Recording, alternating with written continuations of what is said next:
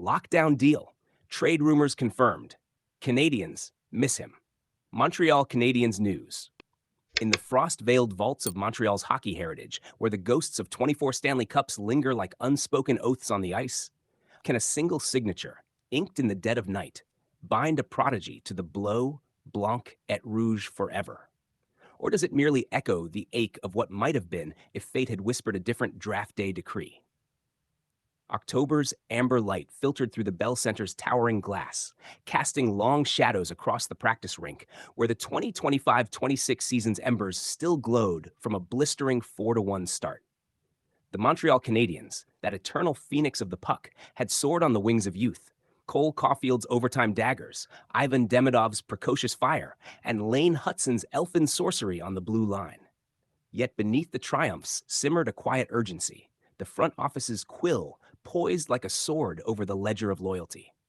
It was Monday, October 13th, a day of crisp autumn winds rattling the maple leaves along Rue Sainte Catherine, when whispers from Kent Hughes' war room solidified into thunder. An 8-year odyssey, $70.8 million etched in permanence, locking down Lane Hutson, the 5'9" dynamo whose Calder shine from last spring's rookie revelry had already etched him into the pantheon of habitant hope. The diminutive defenseman, selected 62nd in the 2022 draft, a steal that mocked the scouts' oversight, had evolved from Laval's call-up curiosity to Montreal's cornerstone, his vision a cartographer's dream amid the rebuild's raw blueprint. Please like, share, and subscribe for more Sport Talk content. As the press conference convened in the bowels of the arena, the air thick with the scent of fresh Zamboni steam and unspoken elation, Hughes, flanked by Martin St. Louis, unveiled the pact not as mere contract, but covenant, a declaration that the Canadiens' patient forge had yielded gold. Hutson, his frame swallowed by an oversized team jacket, gripped the podium with hands still calloused from junior wars, his voice a soft tremor betraying the weight. Montreal chose me when others passed. This is my vow to choose them back, every shift, every scar. The turning point crested in that moment's afterglow as Hutson laced up for the afternoon skate, the lads encircling him in the locker room's dim sanctuary, Suzuki's bear hug a captain's seal, Caulfield's grin flashing like a sniper's glint, Demidov murmuring in fractured French of brotherhood forged in foreign lands. Yet woven through the jubilation was the poignant undercurrent. Trade rumors, those spectral sirens that had haunted the summer, now exorcised but leaving echoes of near misses.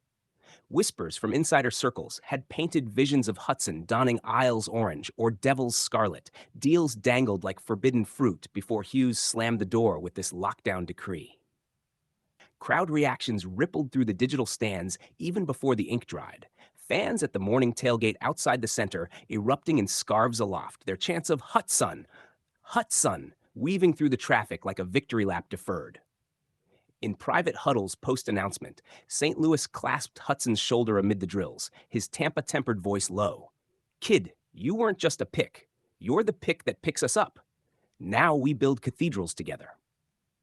The emotional zenith came that evening in the home tilt against the Predators. The Bell Center, a cauldron of 21,000 souls draped in blue, their ovation for Hutson pre-puck drop swelling like the St. Lawrence at flood. The Jumbotron replayed his Calder-clinching moment against playoff ghosts. As the anthems faded, Hutson patrolled the blue line with newfound gravitas, his first shift poke check a poem of possession, igniting a roar that seemed to lift the rafters. Yet in the quiet crevices of that crescendo, reflections surfaced on the road not taken. The Islanders' overtures, confirmed in leaked memos, rebuffed in favor of this homecoming anchor. The arena pulsed with it. The knowledge that Hutson, once a trade whisper away from Long Island, had chosen the Forum's shadow over Nassau's Coliseum, his presence a balm for a fan base scarred by savants shipped south, from Savard to Subban. The announcement ignited social media from Montreal's cobblestone streets to global feeds. #Hutson Locked trending with over 3 million impressions by midnight. Clips of his press conference smile went viral, fans dissecting cap hits with the devotion of alchemists, turning doubt to destiny. La Presse hailed it as Le Petit Roi's couronnement, while TSN called it a blueprint for the new guard's gold standard. News cycles spun the story into legend. ESPN dissecting trade rumors, Friedman's podcast revealing near deals with New Jersey that would have paired Hudson with Hughes' kin, only for Hughes to declare, "He's ours." End of story. Forums flooded with relief. One fan wrote, "We almost lost our spark to the swamp. Thank God for Kent's spine." This lockdown evoked the ghosts of Gainey's grit and Carbonneau's steel, extensions not as transactions but tapestries connecting the dynasty years to this dawn of Demidov and Doc. The Canadiens, once sellers under the salary cap's stern rule, now flipped the script, retaining rather than relinquishing. In Quebec's hockey-mad heartland, where the sport is sacrament and separation sacrilege, Hudson's pact mirrored the '93 Cup's communal catharsis. Rival realms nodded, New York bittersweet, Toronto envious. As the Predators fell 3-2 in Caulfield's clutch, ovations echoed for Hughes and Gorton, fans chanting "Kent, Kent" in gratitude. In the locker room steam, Hudson turned to Suzuki. "Captain," he said, "this ink's for the fire you lit in me. Montreal's my map now, no detours." Now, in the contemplative mist that follows the storm, this moment whispers of fidelity's fierce forge, where a prodigy's pledge becomes a promise carved in ice. Hudson, the overlooked oracle who slipped past 61 picks, is now enshrined, not by stature, but by soul. This extension is not endorsement, it's endurance. It asks us all, do we sign for the spotlight or for the saga that sustains it through the slush? Brotherhood outshines bylaws. It's Hughes' stand against the ghosts of goodbyes, proof that solidarity survives speculation. In an era of cap crunches and constant change, such anchors remind us that hockey's heart beats strongest, where loyalty lives longest. Hudson faced the rumors, the whispers, and turned temptation into tenacity. His journey is a lesson. Legacies aren't built by leaving, they're forged by staying.